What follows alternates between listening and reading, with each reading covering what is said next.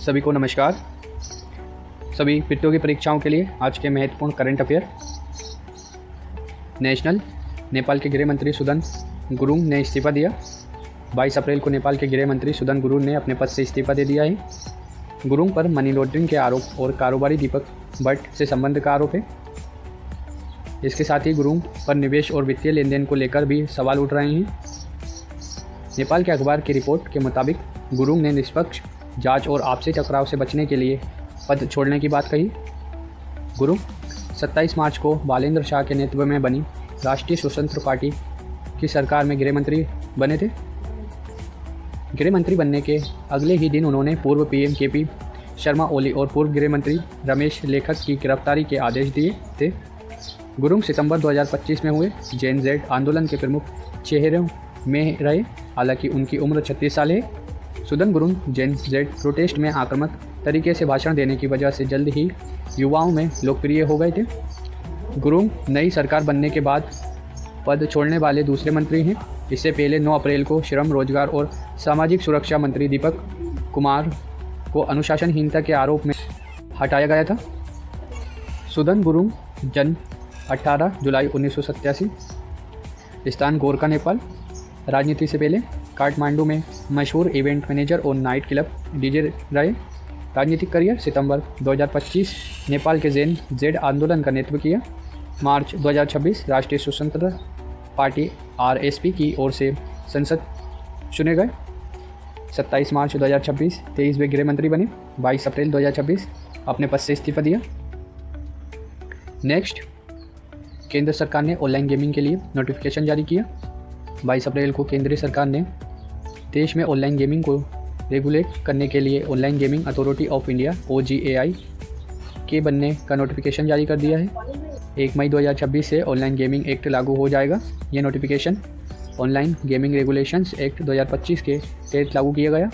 नए नियमों के मुताबिक अब सर्टिफिकेट की वैलिडिटी 5 साल से बढ़ाकर 10 साल कर दी है। ऐसे गेम जिसमें पैसे का लेन देन शामिल नहीं है उन्हें रजिस्ट्रेशन करना अनिवार्य नहीं होगा। नए नियम के मुताबिक जो गेम्स बड़े लेवल पर खेले जाते हैं या उनसे फाइनेंशियल ट्रांजैक्शंस होते हैं उन्हें नोटिफाई होने पर रजिस्ट्रेशन कराना होगा। IT सचिव S कृष्णन के मुताबिक सरकार ने गेमिंग इंडस्ट्री के लिए लाइट टच रेगुलेटरी अप्रोच अपनाई है ताकि स्टार्टअप्स और डेवलपर्स पर बेवजह बोझ न पड़े। नए नोटिफिकेशन के मुताबिक गेम्स को किस कैटेगरी में रखा गया। फर्स्ट, सुओ मोटो अथॉरिटी खुद किसी गेम का रिव्यू कर उसे क्लासीफाई कर सकती है। E sports bodies, e sports से जुड़ी इंस्टीट्यूशन खुद आवेदन कर सकते हैं। तीसरा, केंद्र सरकार स्पेसिफिक सोशल गेम्स को नोटिफाई कर सकती है। किसी भी गेम के क्लासिफिकेशन की प्रोसेस को पूरा करने के लिए 90 दिनों की समय सीमा तय की गई है। सरकार ने गेम खेलने वालों की सुरक्षा और उनकी शिकायतों के निपटारे के लिए 2 टियर ग्रीवांस रिट्रेसल सिस्टम अनिवार्य कर दिया है। इसके अलावा गेमिंग प्लेटफॉर्म को डेटा संभाल कर रखना और समय समय पर कंप्लेंट्स रिपोर्ट जमा करना होगी।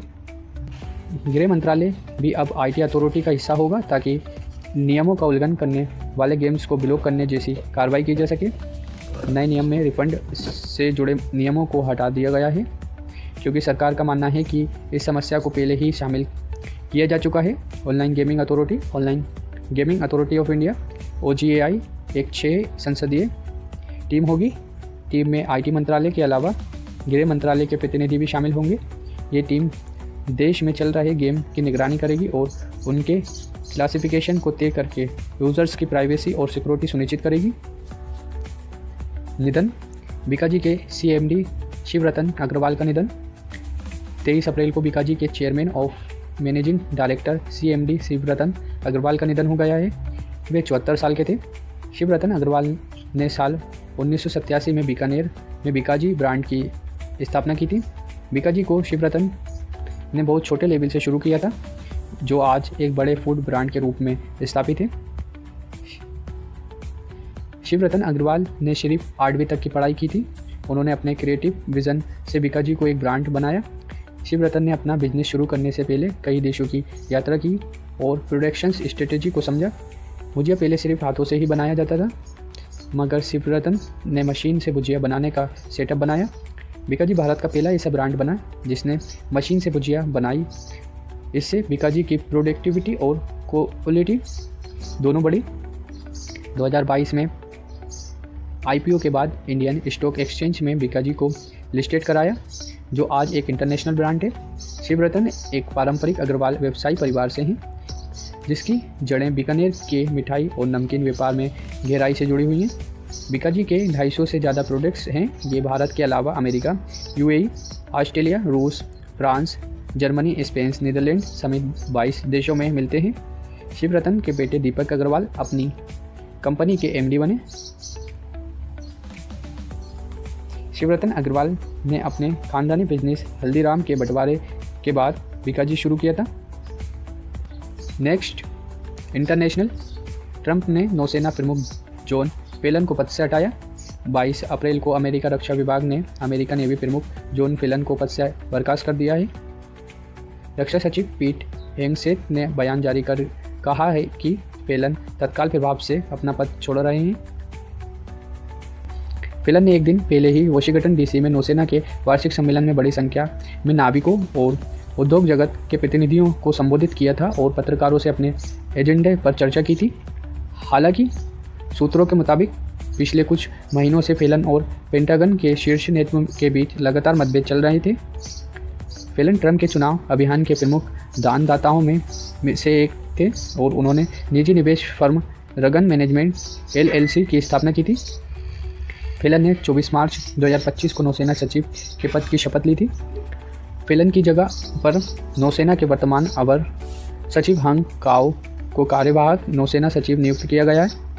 अमेरिकी रक्षा विभाग ने इसके साथ ही परमाणु विभाग से जुड़े एक सीनियर ऑफिसर एंड्रयू हंग को इन्फॉर्मेशन लीक करने के आरोप में सस्पेंड किया है। इससे पहले 2 अप्रैल को आर्मी चीफ रेंडी जॉर्ज को पद से हटाया गया था। 27 नवंबर 2024 को राष्ट्रपति ट्रंप ने नौसेना के सचिव पद के लिए जॉन फेलन के नाम का ऐलान किया था। मिसलेनियस, यूएन सिक्योरिटी से मिले विदेश मंत्रालय के सेक्रेटरी। 23 अप्रैल को भारत के विदेश मंत्रालय के सेक्रेटरी पश्चिम सीवी जॉर्ज ने संयुक्त राष्ट्र के सेक्रेटरी जनरल एंटोनी गुटेरेस से मुलाकात की। जॉर्ज और गुटेरेस की ये मुलाकात सेक्रेटरी सीवी जॉर्ज के यूनाइटेड नेशनल हेडक्वार्टर के आधिकारिक दौरे के दौरान हुई।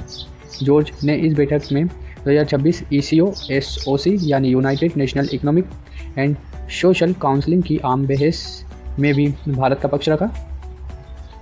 जॉर्ज और गुटेरेस की इस बातचीत में भारत यूएन डेवलपमेंट पार्टनरशिप पर भी बात हुई।